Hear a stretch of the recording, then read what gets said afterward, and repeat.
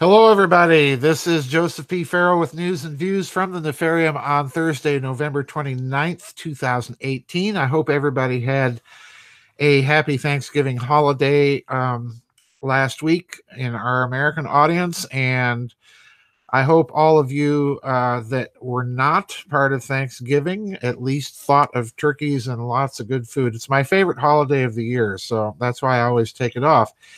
Anyway, before I get started with today's news and views, I want to talk about the incident in the Kerch Strait between the Russian warships and the Ukrainian warships. There's a lot of buzz going around, and there's something I want to bring to people's attention. Anyway, before I get into that, some announcements. Tomorrow, we do have a members vid chat. That will be at 6:30 as usual. I'll be in the chat room early for pre-chat, a little conversation with everybody. So send in your questions. Make sure that you get them in. And then next week, not tomorrow, but a week from tomorrow, and then 2 weeks from tomorrow, there are also going to be vid chats. I'm front loading the vid chats in the month of December for the holidays, for Christmas and New Year holiday. So on December 7th, we will have a vid chat that will be at 2 o'clock. That's for our European and African members. And then again on the 14th of December, we will have a vid chat again at 6:30 for the Americas and Pacific members. So anyway, if you have vid chat questions that you want to send in early for those other 2 vid chats, send them in earlier. But please mark them for which vid chat that you want to get them in for. I do archive the vid chat questions. So vid chat tomorrow, a week from tomorrow, and 2 weeks from tomorrow. All right. So let's get down to it. You've all by now been hearing the stories about the Ukrainian violation of Russian waters in the Kerch Strait. And I think there's a huge, huge problem here. And I want to bring to your attention something that appeared on a Russian site and then was quickly taken down. So I want to start off with the Saker. The article from the Saker will be posted in the actual blog accompanying this news and views. The Saker has the headline about the latest Ukro-Nazi provocation in the Kerch Strait. This appeared on the 26th, just 3 days ago. And it's this article that I am relying on to form kind of the context or the backdrop for the second article, which just blew me away. But the second article does, I think, rationalize certain things rather well. All right, so let's get started with the Saker. I'm going to be reading just a few paragraphs from his article. I will link the whole article for you so that you can read the whole thing. He says, quote, I will add that at the time of this writing, 7:38, the cargo ship blocking the passage, this is on November 26, under the bridge, this is the bridge over the Kerch Strait connecting the Transcaucasus region with the Crimean Peninsula, has been removed. Traffic has resumed and the situation has returned to normal. Second, let me give you the single most important element to understand what is and is not taking place. The Sea of Azov and the Black Sea are, in military terms, Russian lakes. That means that Russia has the means to destroy any and all ships or aircraft over these 2 seas. On the Black Sea, the life expectancy of any intruder would be measured in minutes. On the Sea of Azov, in seconds. And the Sea of Azov is, of course, that body of water between the Crimean Peninsula and Rostov-na-Don, which is on the very tip of the Sea of Azov. So it's that tiny little sea north of the Black Sea and north of the Kerch Strait. This means that Russia has the means to destroy any and all ships or aircraft over these 2 seas. On the Black Sea, the life expectancy of any intruder would be measured in minutes. On the Sea of Azov, in seconds. Let me repeat here that any and all ships deployed in the Black Sea and the Sea of Azov are detected and tracked by Russia, and they can all easily be destroyed. The Russians know that, The Ukrainians know that, and here it comes, and I think here the Saker is absolutely correct. And of course, the Empire knows that. Now, let me stop.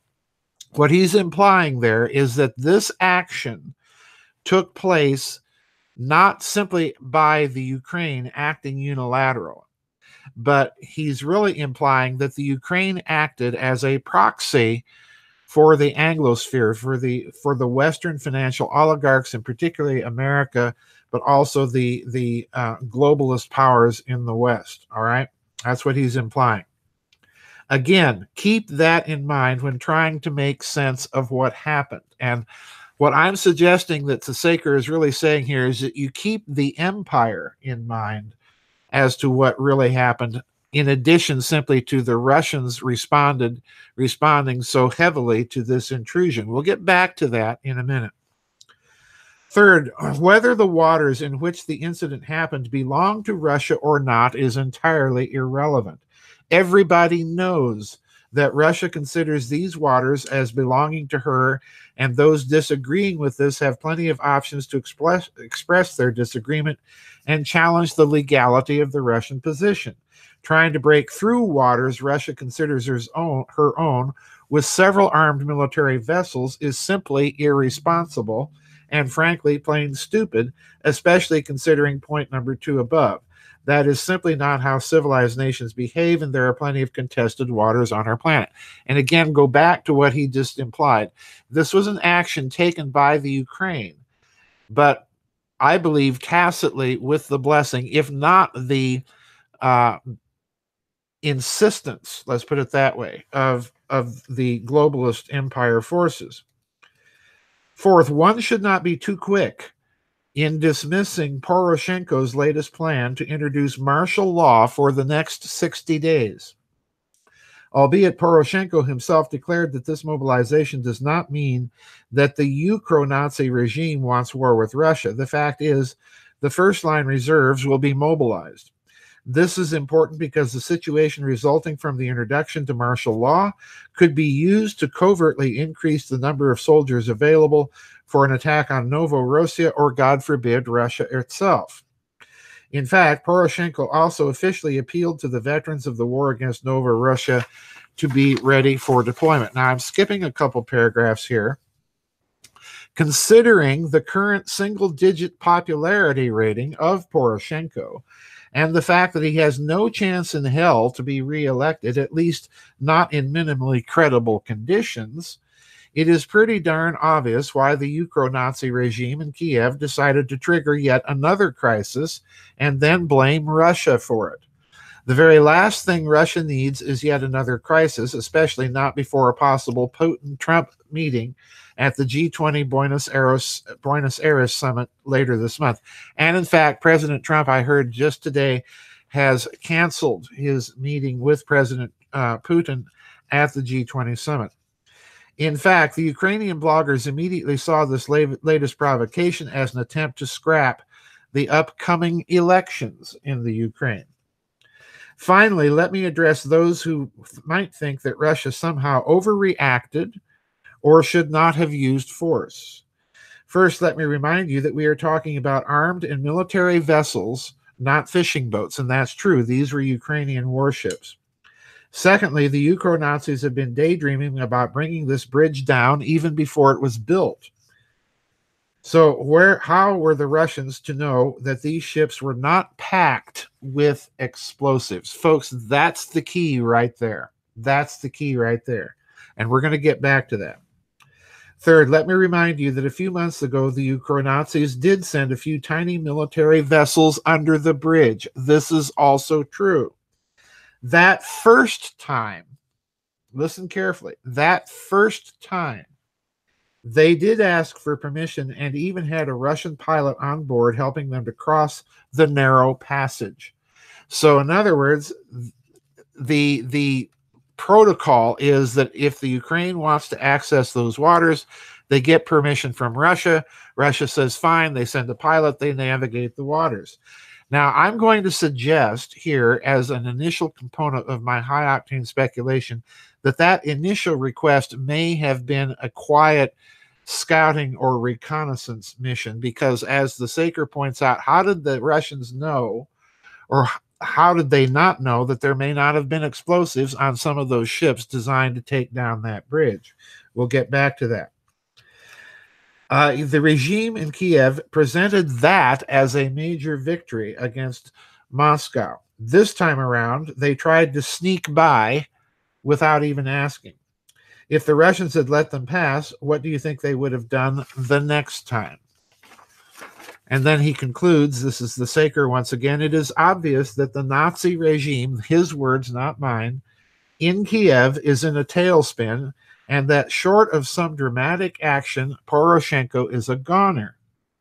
Most of the gang around him won't fare much better, especially not if Timoshenko ever gets the presidency, which might happen if the empire decides to ditch Poroshenko. For them, the options are either to leave the Ukraine or face some serious jail time, sort of the same situation Saakashvili had to face in Georgia. Now, let me end there. That's the Saker.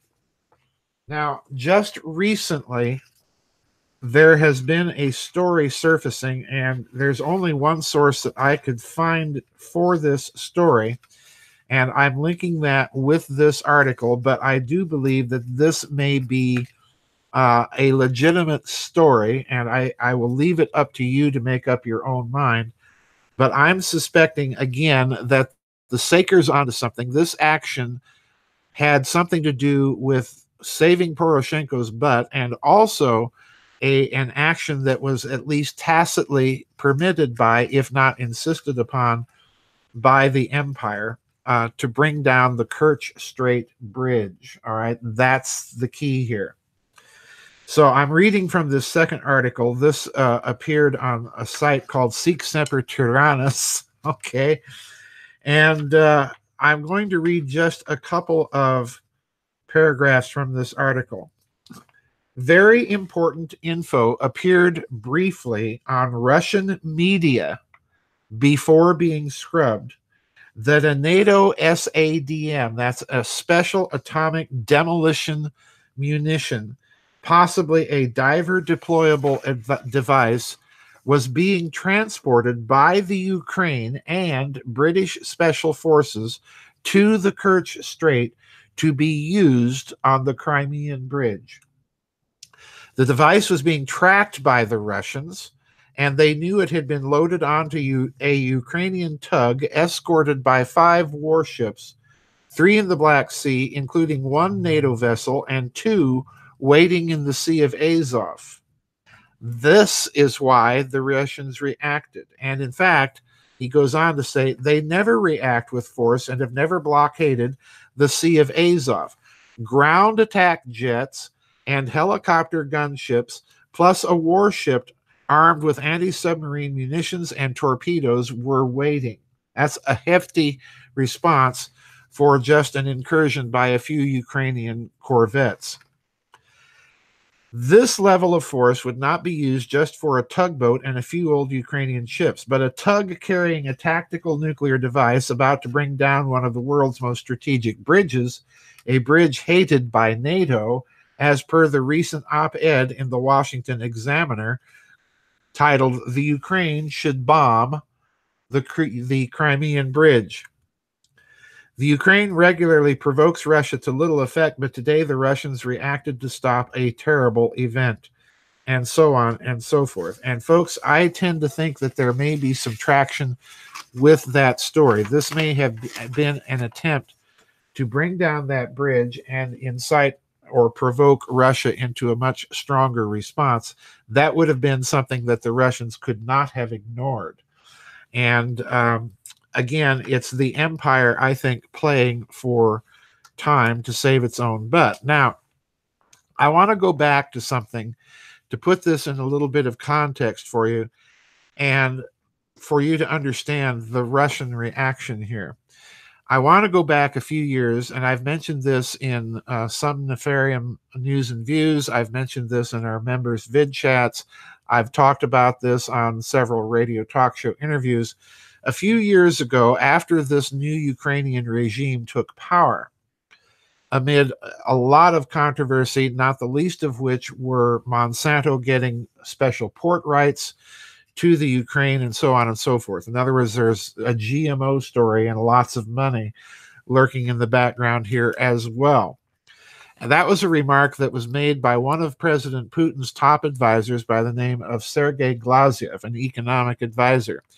And he wrote a lengthy piece in which he said, and I'm quoting as close to his exact words as I can, our problem is not with the Nazis in Kiev, it's with the Nazis in Washington, unquote.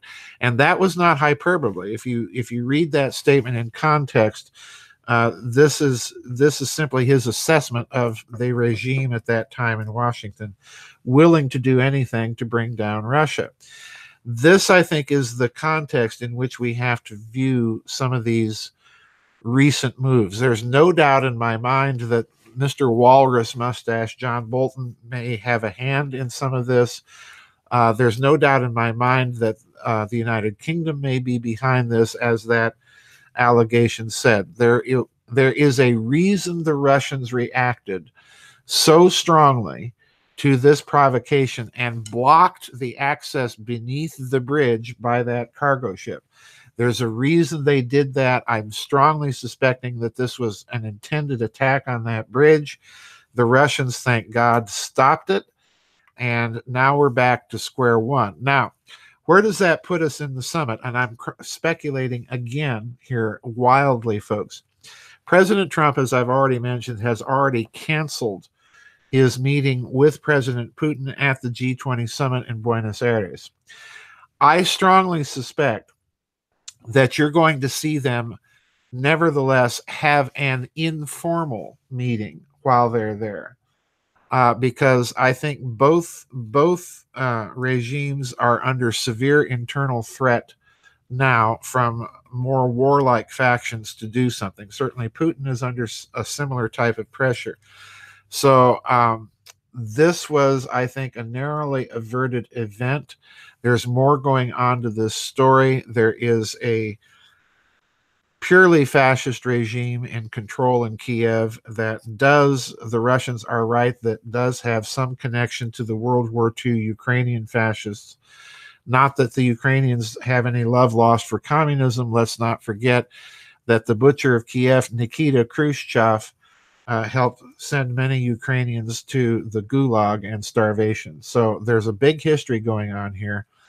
But the bottom line right now is I think you've got a fascist cadre, I've said this for many years, that's been in control of the Ukraine, and they've got their puppet masters in the major capitals of the West, Berlin, Paris, London, Washington, D.C., and that they're answering to other puppeteers that are much more powerful. Bad situation, folks. Bad, bad, bad. So anyway, that's it for today's news and views. My wild, high-octane speculation of the day that this bomb story may have some traction. I've put the links up for you. Don't forget our vid chat tomorrow. Get your questions in. We have a vid chat then again a week from tomorrow, and then again 2 weeks from tomorrow. Tomorrow will be at 6:30. The one a week from tomorrow at 2, and again, the one 2 weeks from tomorrow, again at 6:30. So that's it, folks. We'll see you on the flip side. Bye-bye, and God bless.